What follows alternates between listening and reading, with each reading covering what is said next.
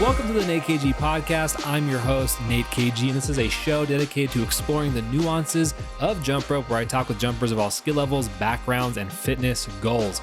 On this episode, I speak with the legend, Bernadette Henry, founder of Make It Fun NYC. You can find her on Instagram at Make It Fun NYC. Let me tell you guys, this is a powerhouse episode. We cover how she got to perform on the Dr. Oz show, the right way to start jumping safely as a beginner, how jumping improves self-esteem, Bernadette's acronym for JUMP, the journey of the underdog making progress, and what it means to her, the benefits of jumping for busy moms, and honestly, there's just so much more in our conversation. Everyone will be able to take something away from this discussion.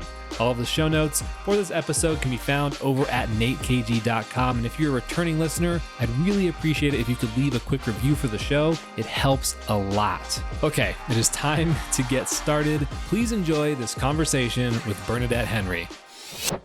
Bernadette, welcome to the show. I'm really pumped to have you on. Oh, thank you so much. I'm glad to be here too. Yeah, this is going to be a really awesome podcast. We already touched base a little bit on live a few days ago, which was really cool. It was a last minute getting to know each other, and I'm glad we're going to be able to spend a good chunk of time really digging into your history with jump rope and hearing a lot about kind of what you're up to now and what you've been doing for many years. So let's start with when you first picked up a jump rope and why you first picked up a jump rope.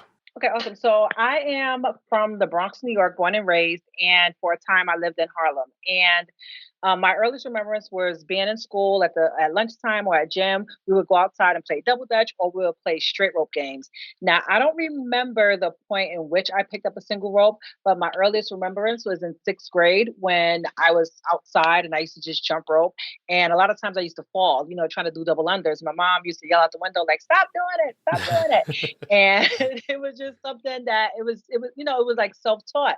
My next memory was in the seventh grade. There was some random contest of who could do the most jumps in a minute. And I ended up doing like 240, and I got me a little trophy, and Nice. then that was that.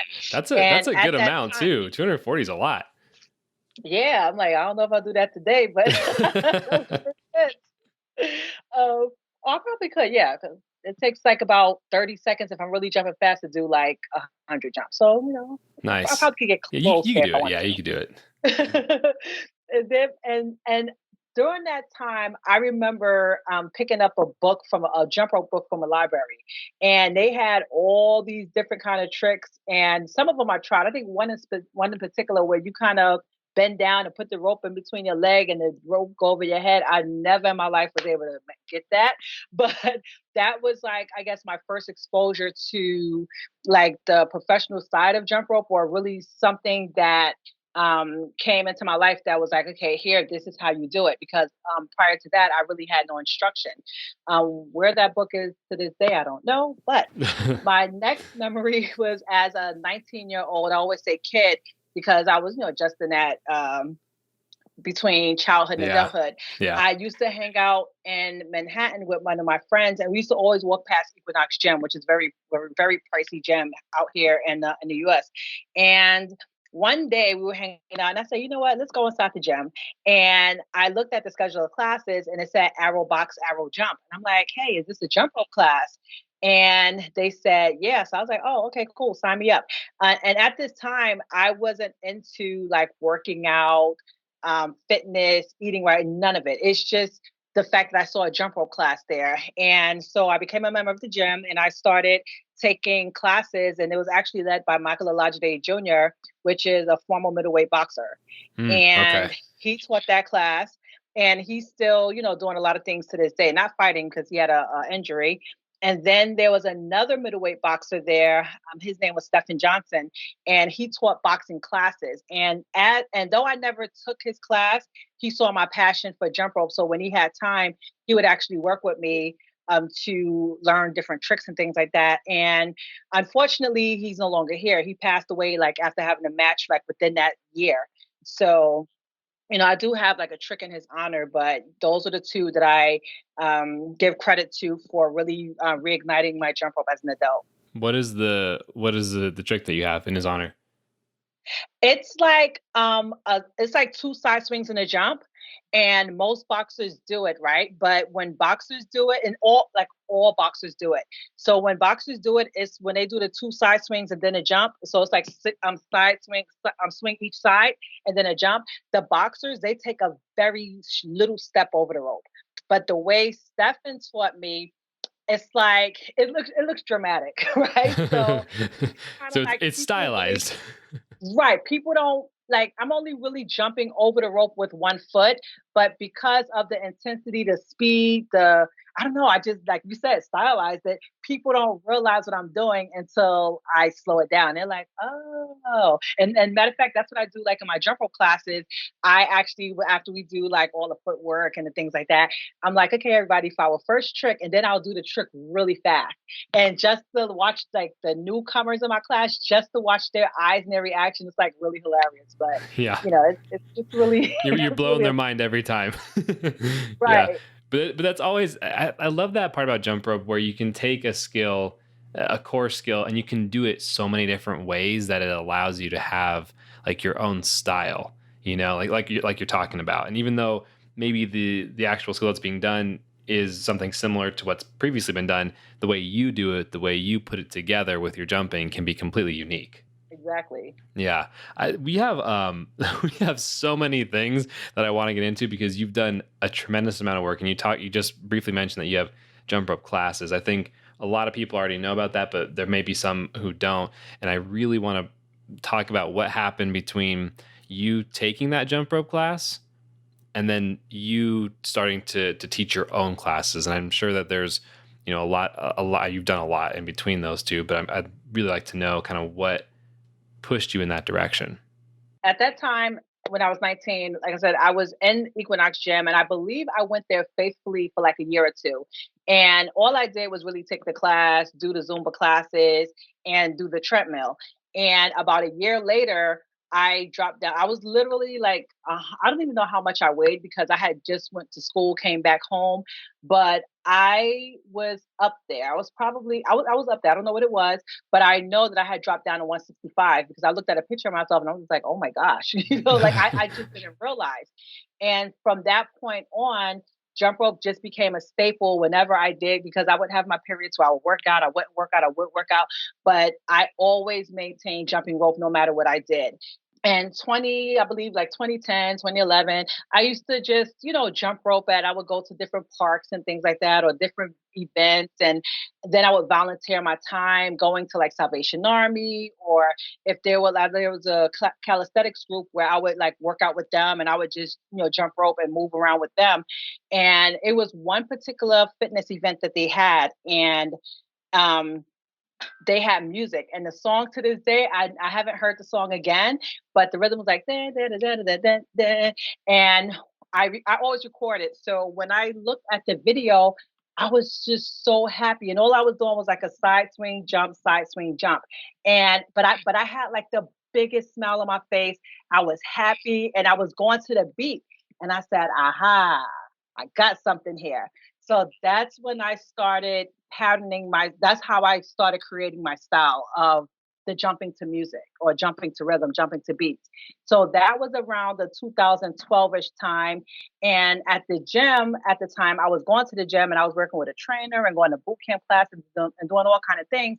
But at one point, I used to tell everyone, including the trainer, I said, look, one day I'm going to be on TV. I am going to be on TV jumping I rope, love right? it. I love it. And I'm sure they all thought I was bananas. And fast forward to 2014, I used to, on the treadmill, of course, because everything is governed by music for me, my treadmill workouts are governed by music. So I'm the type of person that's like jumping and spinning and doing salsa and all kind of things on the treadmill, right? Because it's the music.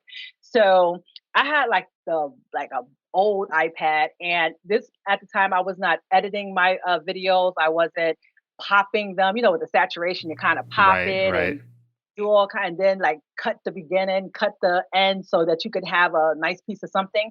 One day I propped the treadmill on some machine and I started doing like, a whole lot salsa routine.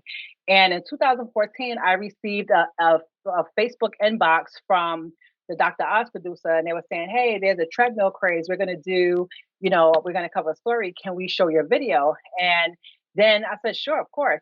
And then they wrote me back a few minutes later, like, hey, we see you're in New York City. Would you like to come in? I'm like, yeah, sure. you know, and You're like, I got it. I said got the TV spot. right. I'm like, I got the TV spot. It wasn't what I wanted the TV spot for, but it was still a spot, And so that was the first of that. And then 2 years after that, eventually I did make it to the TV. So it was like I was like maybe 1.5 seconds in the Advil commercial. And I said, hey, I was on TV, Yeah, it counts. Yeah, 100%. That's really awesome that it's really cool to see you take the jump rope and not only make it something completely your own, but also it's just pure fun. And I've always not always, I would say probably 3-4 years ago, my mindset towards jump rope shifted a bit because I grew up in the competitive side of jump rope and then slowly started to become more aware of, okay, obviously people use this, boxers use it, and people use it for fitness. But I became more aware of how applied it could be because growing up in the competitive world, I think there was just like this subconscious thought of like, yeah, you can use a jump rope if you're not competing, but it doesn't really count as jump rope. And it took a period of years for that to change and to undo and for me to understand like, no, jump rope is so much more than just the sport. The sport is amazing and the athletes are incredible, but there's so much more to it. And when that shift happened, it dawned on me. I was like, oh, jump rope is like Zumba. And like even to this right. day, like that is really that is truly how I see jump rope is it's like Zumba. Obviously there is the competitive side of things too that would be a little bit different, but in terms of using it for general fitness purposes, general enjoyment purposes, I see it very similarly. Do you feel the same way about that? Because you've taken plenty of Zumba classes. How do you see those two compared to each other? Jump rope and Zumba. I honestly really, it depends on the teacher. Like for me, I cannot go to dry Zumba classes. Like, all right, that's great, fine. Like the class that I go to have to have great music, great energy. It's kind of who I am and what I portray. And the crazy thing, like going back to Equinox Gym, I am so happy that that was like my first gym experience.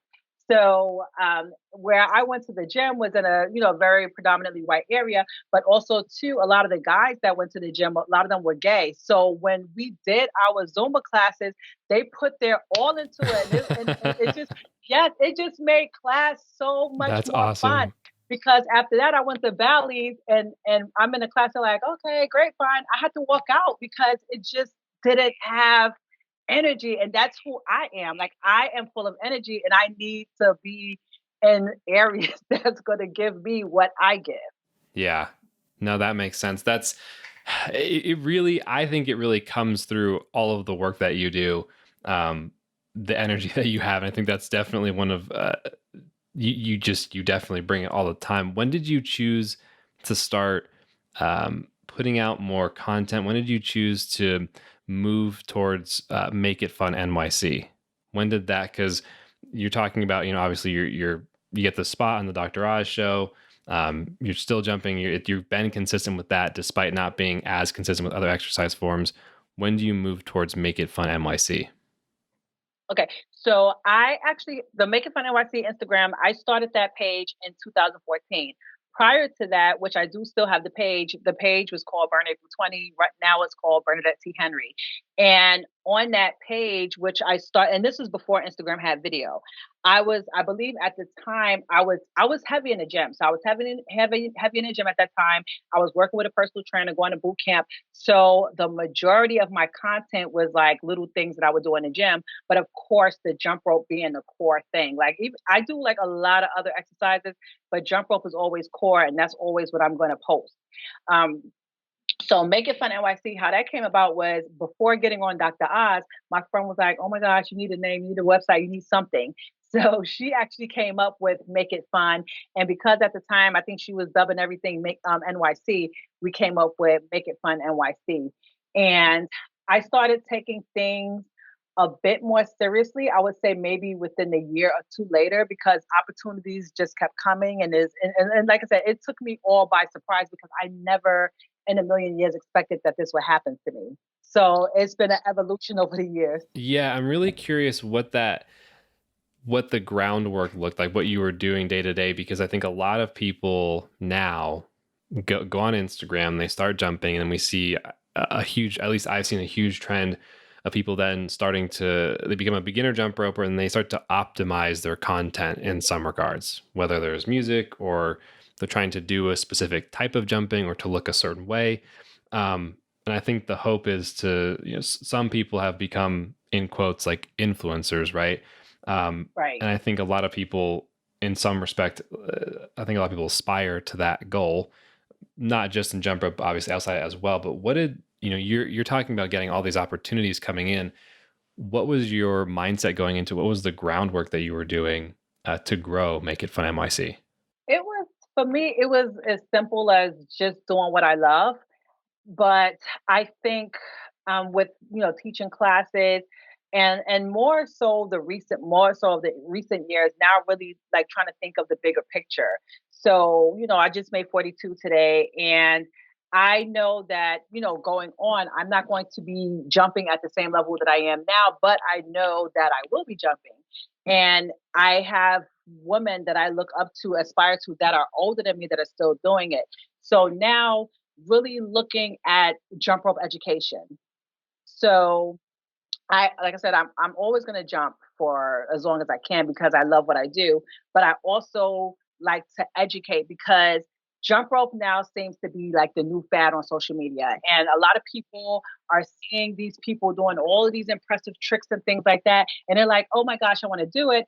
And then they're picking up a jump rope and then they're getting injured because they haven't learned, they're jumping on the wrong, especially my women that are over 40 years old, that already have kind of things working against them. So now it's like you're jumping with improper form, your ropes are too long, you're jumping on the wrong surface, and you're doing too much. So now you're putting yourself in a situation where you can get hurt.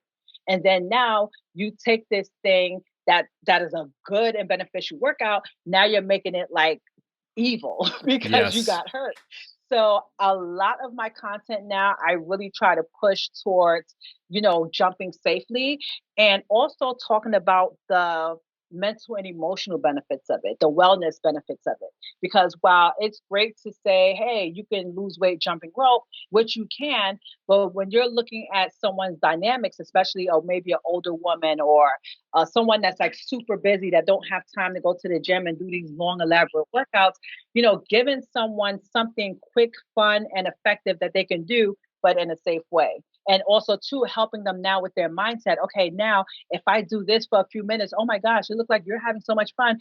Oh, maybe this will take some of the stress away. Or maybe if I do this, I, can maybe ease the likelihood of me getting some kind of cardiac, disease or diabetes or things like that. So now really shifting the culture or the mindset of what this tool really does for someone. Yeah, there's a couple things I want to get into, but first though, happy birthday because it is actually Yep. today. Today is actually your birthday. This is a very I'm so pumped that you decided to do this podcast today. I think that's it's really fun. So happy birthday. The other thing that I want to kind of I really want to get into the safety part, and I want to know your top things to stay safe because one of the biggest things that I'm seeing a lot is that there's so many posts on the fitness side of things where it's like, oh, here's how you use a jump rope, to burn calories. And that's something like that title. And then that workout is 30 seconds of jumping, 30 seconds of rest, or some kind of a circuit, a bunch of different exercises times 5 or 10 rounds. And it's just too much. It's like most people, when Right. you first jump, 30 seconds of jumping, just that part is a challenge. And it should be because it's a brand new stimulus. Like you're saying, folks that are, older, or who haven't been active consistently, there shouldn't be an expectation to meet that. But I think that there is. And then that contributes heavily to shin splints and a lot of other injuries. I'm curious if you've seen the same thing or if there's other things that you think are also really important to point out with staying safe. Yeah, I would tell people definitely, wear the correct shoes, jump on the correct surfaces, make sure you breathe a little, like learn how to breathe the correct way. Make sure your rope is sized appropriately for you because, of course, if the rope is way too long, your form is going to be off, which can cause other injuries. And of course, you're just being tired really, really quick. And really doing just enough for you. Figure out what it is that you can do, and to heck with what everybody else is saying. And I always tell people, especially like when it comes to fitness, for me, I would say, hey, look, the goal is to do 10 sets of 100 jumps. So to break it down, I'll break it down even further by week. So I'll say, hey, look, week one, do 4 sets of 25 jumps. Week two, work on like sets of 50 jumps. And then, just have a progression, because with all exercises, no matter what exercise you do, when you first go and you do that exercise, you're going to feel sore. That is an expectation because it's something that you have never done, or it's been a while. But as you continue to do it, now is the pain. Well, it shouldn't even be pain, but the soreness should lessen. And I too always like to point out to people, because people always say, "Oh my gosh, jump rope is so bad for the knees." And disclaimer: I'm not a medical expert. However, I do know that jump rope can be safer than running or jogging, because when you're jumping the correct way, which is only jumping high enough to clear the rope and jumping on your toes, you're putting way less pressure on your joints than if you are lifting up your legs up and down to run and jog. And you'll get the same amount of work done in less time with this effective exercise. And it's really not to take away from running, but you can get a 10 minutes worth of a great effective jump rope workout in 30 as opposed to 30 minutes of jogging. Yeah. And I actually just read an article this past week, a research article about this idea of, what's safer, what's better, running or jump rope. And the article, the experiment they did wasn't perfect by any means, but it did highlight exactly what you just said, where they measured ground impact force and how it was a lot less with the jump rope compared to running, especially over a prolonged distance. And I think that's a very important thing to point out. But like you said, it has to be the correct form, and that's a huge asterisk to it.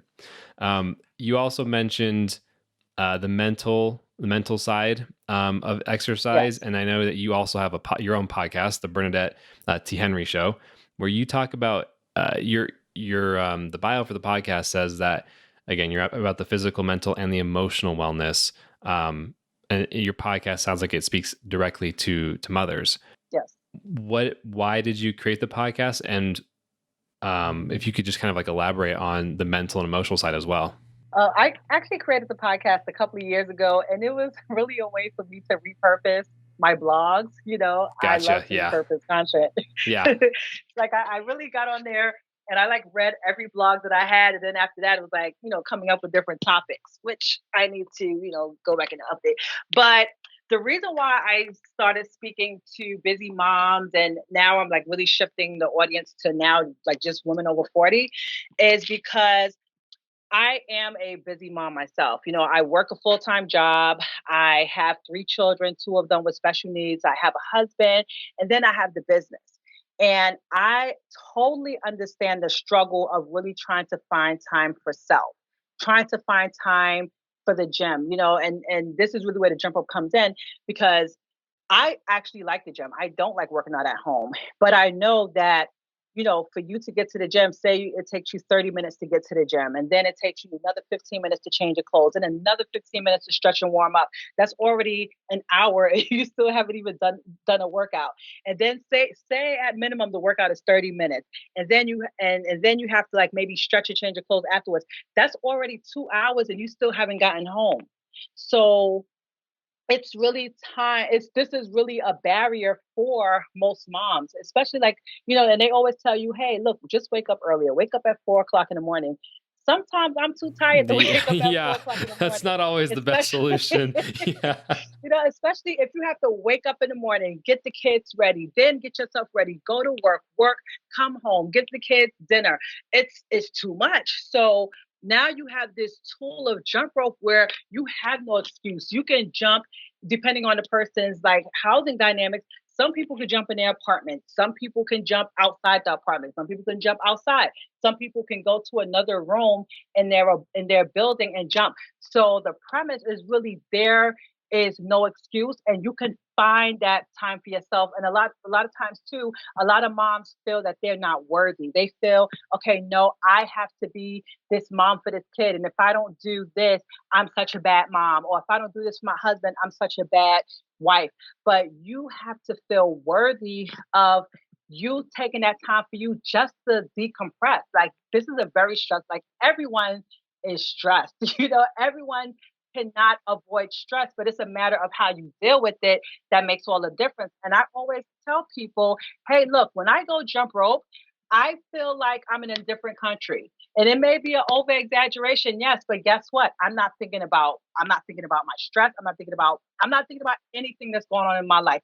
Right. And when I go to jump rope, I put on the music. It's me and my music and my jump rope. We're one, and I feel good for that amount of time. And then I feel good afterwards just because I'm like pumped, like, okay, wow, this really feels good. And yeah, so that's really where the mental and emotional part comes in.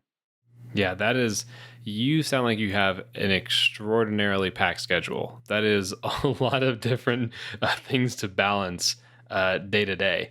Do you feel like the jump rope has played a role with self-esteem at all? Yes, definitely.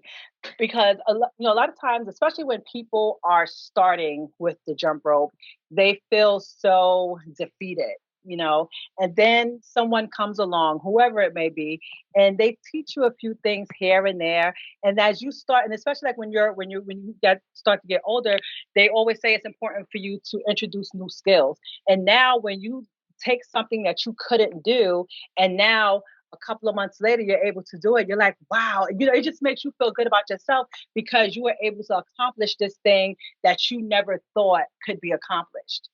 So it definitely plays a role in your self-esteem. It plays a role in your confidence. And especially with, a lot of the women or even men, I have a lot of men that come, on my page, and a lot of them are motivated and inspired. I have people on TikTok that said, oh my gosh, because of you, I started jumping. And this is from grown men that's like in their 30s and 40s. Yep. And, a lot of them are overweight. A lot of them haven't done anything in a while, but because they see me and how confident I am in myself despite of my size, they're like, "Oh my gosh, if she can do it, I can do it too. What's wrong with me?" So It's so awesome that you're reaching people with such an authentic message and truly building them up, because in any industry there are people who want to reach people for the sake of, their own benefit, whether financial or egotistical, but you're actually reaching them, again, like you said, you have this mission in mind. Um, I would like to, if we can, I'd really like to talk more about um, being a mom of children with special needs, if you're open to going that direction, because um, I'm sure that is a unique challenge, and I'm interested, of course, about how the jump rope may play a role for you or for your kids, but I'm also just in general, I'd love to know just a little bit more about that part of your life. being a special needs mom, and I have three children, but two of them are on the autism spectrum, and it's extremely stressful.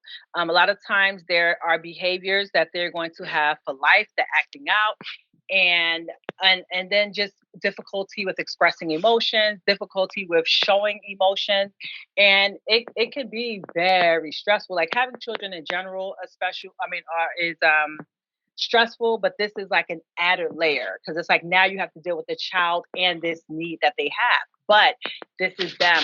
So a lot of times that's frustrating for me. Like, I even had to deal with the outburst today, and it could be stressful. And if I don't find a way to an outlet or a way to just vent and express my emotions, then I'm going to repress and I'm going to become, even more stressed. But the message that I have for moms that's in the same predicament is really find what's going to make you happy, or at least temporarily take some of that stress away. Make sure you have a supportive network, and just make sure you have the right support systems for your child. It all comes into accepting this life, because not only is this your child's life, but this is your life. And you just have to make sure that you have the coping mechanism when things really become stressful, because it's not going to be, peachy cream all day. But yes, I do get my laughs every day, but also too, I get highly frustrated every day. And, just having a healthy balance in the medium, which is either I'm going to go and exercise and forget about everything for that 35 minutes or however long I choose to work out, or, just stay stressed. And I choose the first one, to work out. Yeah. Yeah. I mean, this is an incredible, I mean, you have an incredibly optimistic perspective towards everything that we've talked about so far. Do you feel like that's something that you've kind of always had? You've kind of always been on the more optimistic side of things, or was that something that you built up, or how do you view that? Because as you're describing this, I can't even imagine all the details of the things that, the actual details of the day to day, right? That we're not just fully discussing, and how that must be thoroughly, thoroughly challenging. How do you keep this positive mindset? I mean, I'm assuming the jump rope helps a little bit, but I don't think that only the jump rope brings optimism to your life, Right. Basically, it took years to come to this space. Of course, I have a story, I have a history, and, one of them being a suicidal history. I had like an attempt before, and it was it was because like I had to work through a lot of issues. There was a lot of traumas that I went through that were never dealt with. And a lot of times when you have unresolved issues in your life, it really makes it hard for you to move on, to do other things. So I had to go get the correct therapy, go and just do that self work and be willing to put in that work. And going through coaching and things like that, and really working through, because, a lot of times people go through situations and instead of dealing with it, they bury it and they continue to bury it. And it's like, no matter how deep down you bury it, something's going to happen to trigger it.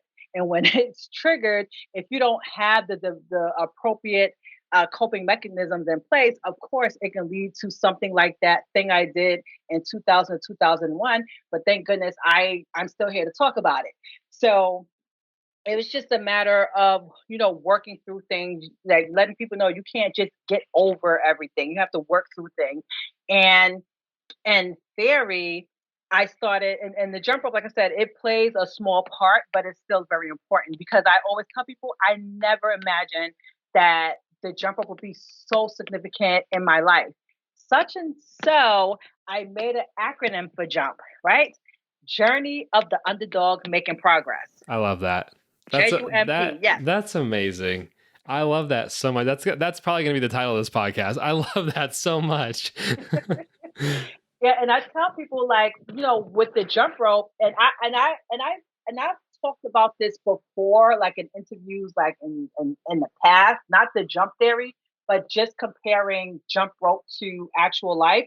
But this theory has started to come about maybe 3 years ago.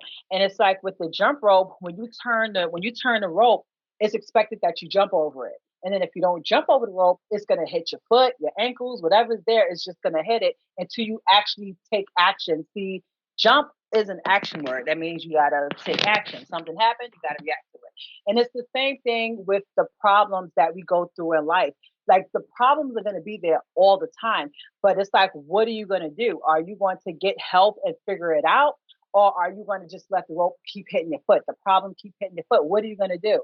So that's how I tie in everything with, like, the mental, the physical, the emotional. Like, you have to work through things. You have to take action. You have to jump, whether that's in physically, mentally, or emotionally. You're not going to get anywhere unless you do it.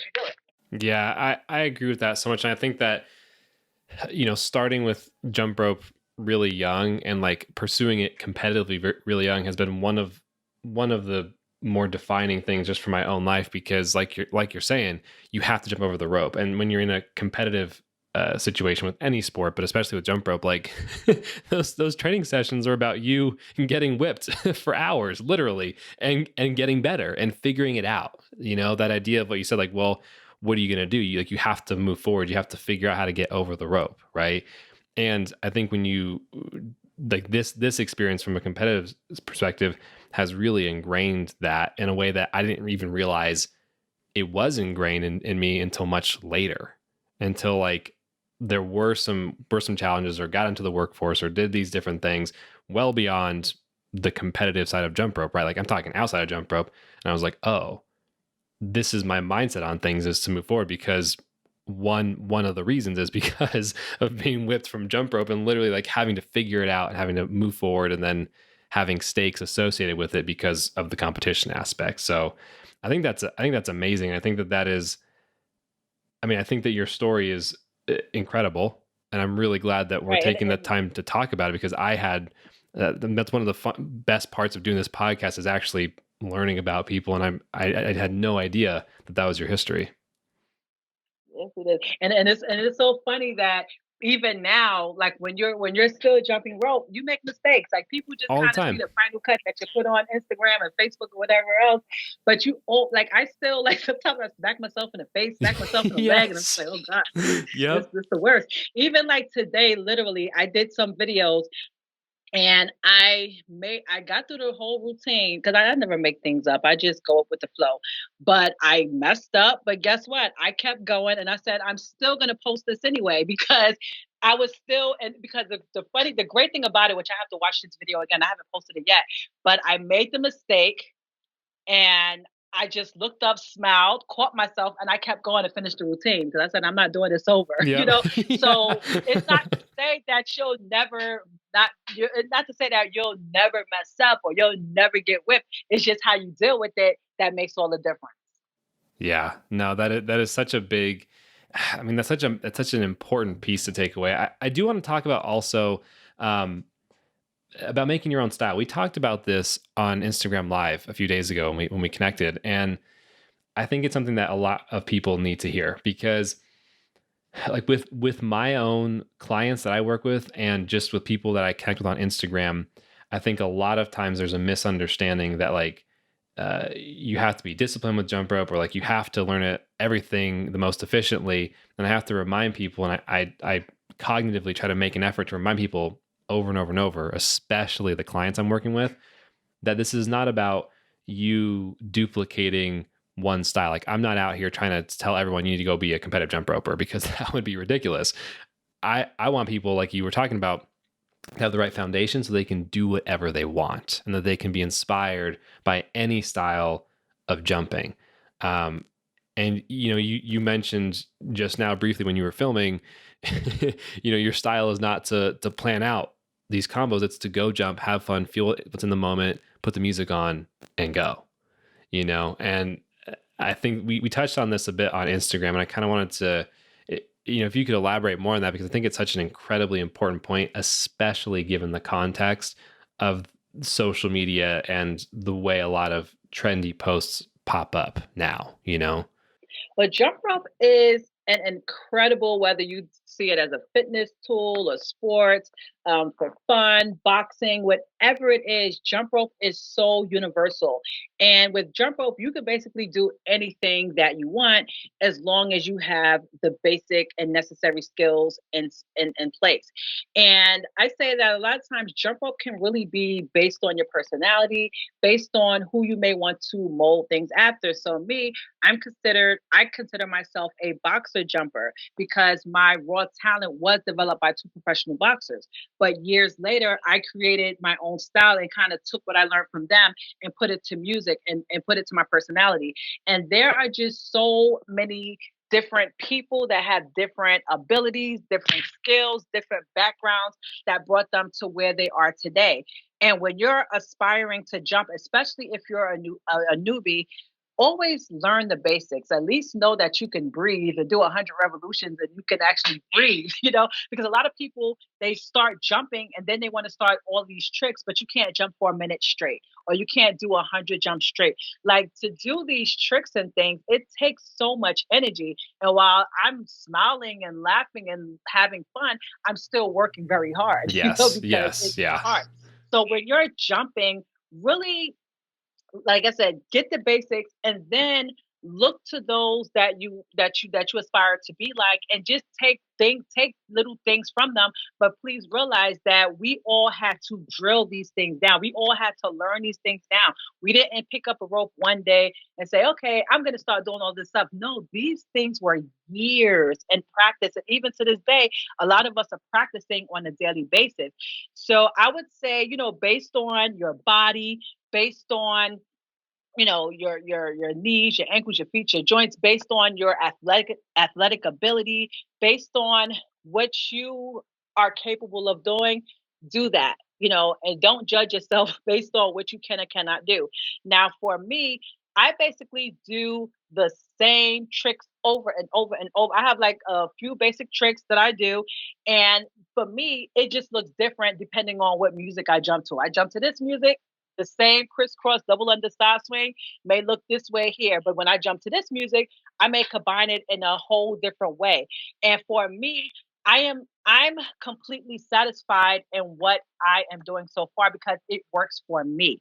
I don't aspire to sit here and maybe do something that I know I just can't do because like I'm not trying to please someone. I'm not trying to get in someone else's good graces. Like I've gotten to Yes. where I am, I've gotten to where I am, just by being me. And, I always, reference Adrian Benkady.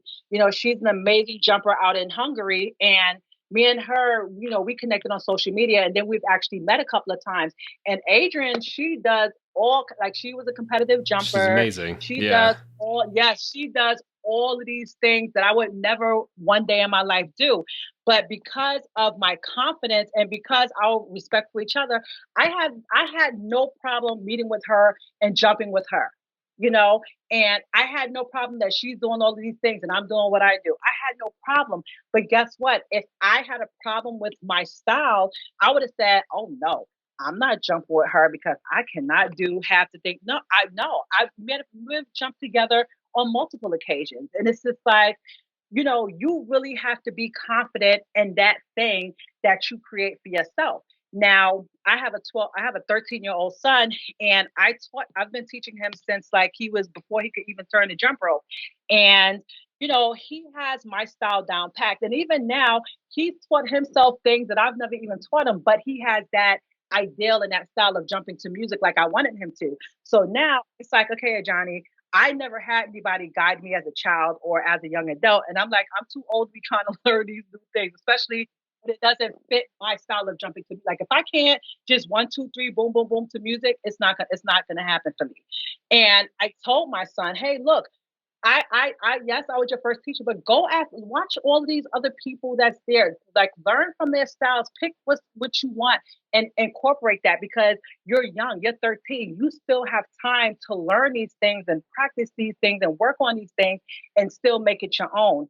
So I would say to anyone that's new to picking up the jump rope, really focus on the basics, really nail down the basics, and then pick and choose from whomever you want. And it takes practice. Do things that just feels comfortable to you and what you can do and your capabilities and abilities. I think that's something that's really, at least for me, watching your videos, watching you. I mean, I think I followed you for a while now, and you're obviously someone who's very well known and well respected in the jump rope community. And what you just described about you having this confidence and this self esteem when you show up with another jumper, regardless of who they are, that's always subconsciously like come through in your videos. But now, as you've articulated it, it's like, okay, like it really makes sense, and it's something that I think is really, it's not. I don't think it's that common, but it's. I personally really respect that in you, and I think that that's a really amazing thing to carry with you, especially, I mean, in anywhere, but especially in the jump rope community. I know that as we're talking about this, it kind of moves into the territory of, I think, like comparison. This idea, this happens. I've talked with so many jumpers on Instagram, on social media about this idea of comparison, and I think that I love your feedback on this. There's two things that I think I've noticed. One is people compare their skills to other people's skills, just thinking that their skills are less than. And then also there's this kind of part two to that, which is they think that they should be farther along within a certain amount of time, which to me is a little bit mind blowing, because it's like, you're fine. You're 3 months into jumping. You'll be good. Like that first whole year is going to go by so fast, you know? It's a work in progress. Like I said, I've been jumping. Like I think I found the video that I posted of myself back like 9 years ago on YouTube. Like, 'cause I wanted to see what was like the first video I Those posted, are the and I was best. just like, oh my gosh, this looks horrible. Like, you know, and it's like, but doing what I do every day, it takes practice. Like you have to continue to practice every day. Even now, like I continue to practice. Like, and this is like the great thing I love about TikTok is that I'm jumping to like I could jump to 10 different songs in one day, but those 10 different songs are gonna push me in a way just because the beat may be faster, the beat may be slower, the beat may be, and it's like I have to push myself like, okay, it's a everyday progress process, even for us veterans. Yeah, it is. And I have two things to add on to what you said. Number one, with the music, to be honest with you, I had never jumped in the way you described until like last year, when I really wasn't working out a lot. I really wasn't doing a bunch. And then one day I had some songs that, just songs that I like, whatever. And I turned them on and I just started jumping to see if I could match the beat. And then it was, it sounds so silly, but like I was like, whoa, like I'm doing skills that this is not how I jump. This is kind of strange, you know? Because like as someone who is like, everything I've done in my history has always been planning a combo. It's always been structured and planning. And this was, turn on the music and go. And it was very A, weird to feel, but then B, really, really satisfying, because I found myself blowing through 5 or 6 songs in a row without stopping, Wow. because it was fun. Like you said, it was fun. Right. And I could keep going. And like, it wasn't intense jumping. I wasn't going super fast. There was times where I would do like, just fake bounces or double bounces, right? One or the other. And you just keep going. But it was very interesting, to feel that. I think there's a lot of merit to that. And to your point about this part two, your point about even veterans of the sport who have been jumping forever still have things to improve or still have things to refine. Like I'm at a point now where, it's been over a year since quarantine started, or since, COVID hit. And I still haven't been to a gym yet, because I don't want to go to a gym right now. And like yourself, I enjoy going to the gym, and and it's been really hard trying to work And out I would at imagine. home.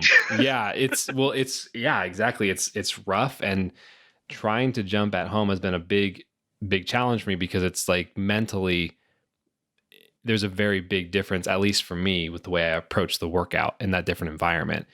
And so I feel like, even like right now, I feel like I'm at a point where I have to go back in and rebuild a lot of things. And I've just started recently putting together vlogs of my training, because it's a accountability tool for myself. But that aside, my goals right now are really all structured around rebuilding strength and getting those foundations set again.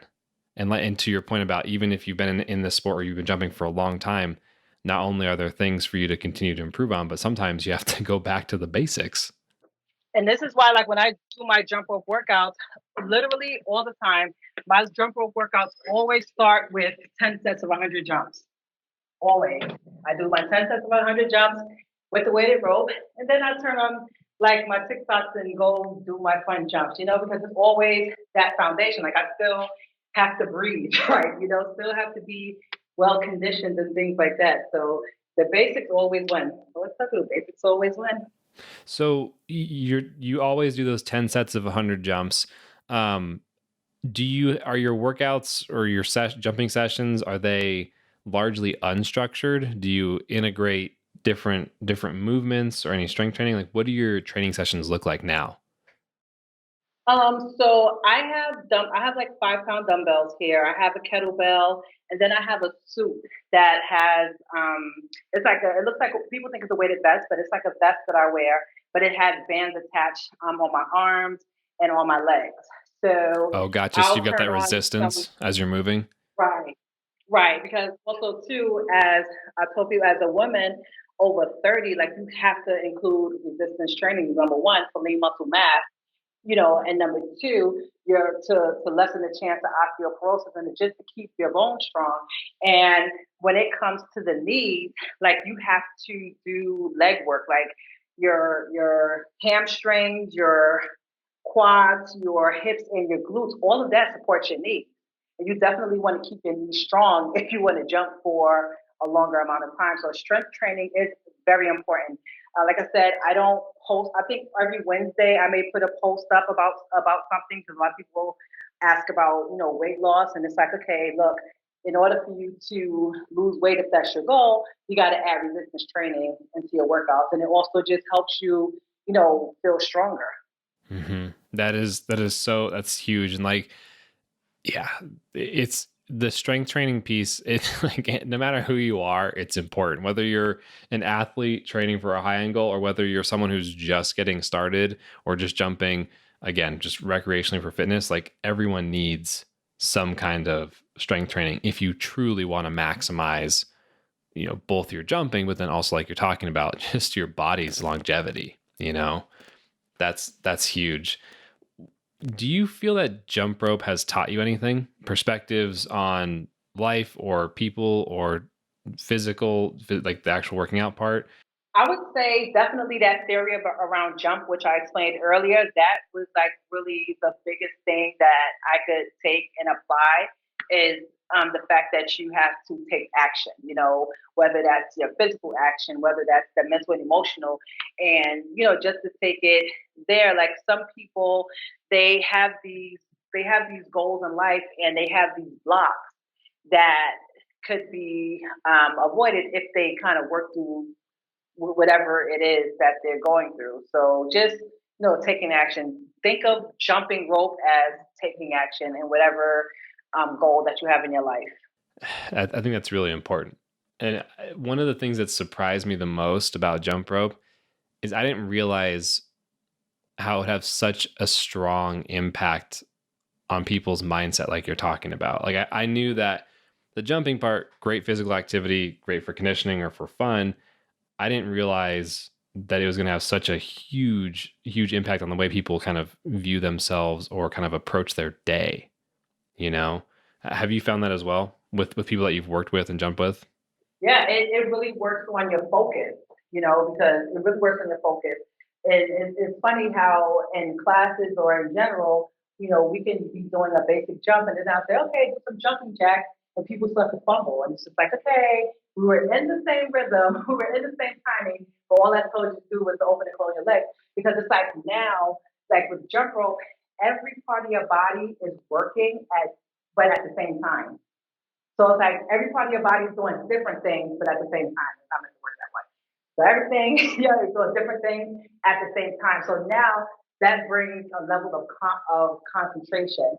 And even in kids, like jump rope is really good because it's working on the left and the right hemispheres of your mind, and it's causing you now to zone in because you're so engaged in what you're doing that you can't afford to really think about something else because you have to heavily concentrate. Like it's not like running where you start running and then you can drop your arms but your legs are still moving. It's like you against that rope. It's always a continual motion. You have to turn, you have to jump, you have to turn, you have to jump. You have to think all at the same time. And this is why, I tell people even with the music, it's difficult. Like it looks fun, but it's difficult because it's like now you have to concentrate on what you're doing, concentrate to the beat of the music, and still try to keep going and keeping that pace. And for me, it's especially mental because my goal is to like chase the beat, chase the rhythm. So now it's like if I stumble or if I miss a beat, it's like, oh man, like I missed That it. feeling is the So worst when you get off beat. You're like, no. yeah, it's crazy. Or that mindset of always having to go to a beat because like without music I feel lost. This is like okay, what am I supposed to do now? Or on another circumstance, it's like okay, if I'm listening to music, I'll get triggered. So this is why when I do like the 10 sets of 100 jumps, even though like I'll try to do like the basic things. So I'll try to listen to like Jersey Club or Merengue or something that just has like a really quick tempo. And then I use a weighted rope so that I won't get triggered to want to do like Yeah. tricks and things like that because the beat change, you know? No, I know exactly what you're talking about because it's the muscle memory is just there and it's like your body is starting to move before you realize what's happening. You're like, no, hold on. Not yet, not yet. So I think, we've already talked for an hour. This is absolutely blown by super quickly. And I really, really have been enjoying getting to know you because I've seen your posts a bunch, but it's obviously so much different when you actually get to sit down and talk one-on-one, I think a good thing to do now would be to kind of move towards the last main question of the podcast, which is, what is jump rope to you? Jump rope for me, jump rope is everything. It's a lifesaver. It's a mind regulator. It's helped me to manage my emotions. It's helped me to eliminate prediabetes. It's helped me to work on my blood pressure numbers. It's helped me to lose weight. It's helped me to become recognized on national television. You accomplished that one. You told them. You Yes, told them. it's like for me, it's like jump rope is everything. It's everything. I can't even deny it. Like I just don't know what I would be without the jump rope, and I know that I wouldn't be where I am today if it wasn't for the jump rope. Jump rope has just been it's my life. Mm-hmm. It's like inseparable from your identity at this point. Right. Yeah. Because I've tried. That's such a great answer. And I think that a lot of people really, really understand what you're saying with that. And that, jump rope just has become such a foundation, it sounds like, for everything you do. And it's clearly giving you so many amazing benefits. And it's really awesome to see you paying it forward too in the community. You clearly work really hard to get people not only aware of jump rope, but to get them the right information and to set them on a really, really awesome path. So I appreciate you doing all of that work because it's a lot of work. Yes, it is. So this has been such a great, it's been so cool to actually connect with you. And at some point we're going to have to do a round two. Like, I feel like we're just going to have to do a second round at some point, but I'll definitely let you get back to your birthday again. Happy birthday. Hope you have a great, thank you so much. Yeah, great rest of your evening. And we'll be catching up soon. All right, definitely. Thank you so much. Hey, real quick, before you go, thank you for listening to this conversation. Bernadette is such a great jumper, very fun person to have a conversation with, and overall an extremely inspirational person. She shared so many important points that if you know someone who just started jumping or is thinking about starting to jump, this podcast would be great for them to hear. So please send it to that person or people. Maybe there's more. Send it off to anyone that you think might like this conversation. And last thing here, if you are hungry for more jump rope things, that's tutorials, conversations, combos, etc., visit natekg.com/new. That's NEW. That's a web page that has my most recent YouTube and IG posts. There's a quick form to sign up for my weekly newsletter. New podcasts are linked there, etc. So definitely check that out if you want more jump rope goodness. All right, that's it for this episode. I hope you have a good rest of your morning, evening, breakfast, lunch, dinner, whatever time it is for you right now. I'll see you on the next episode.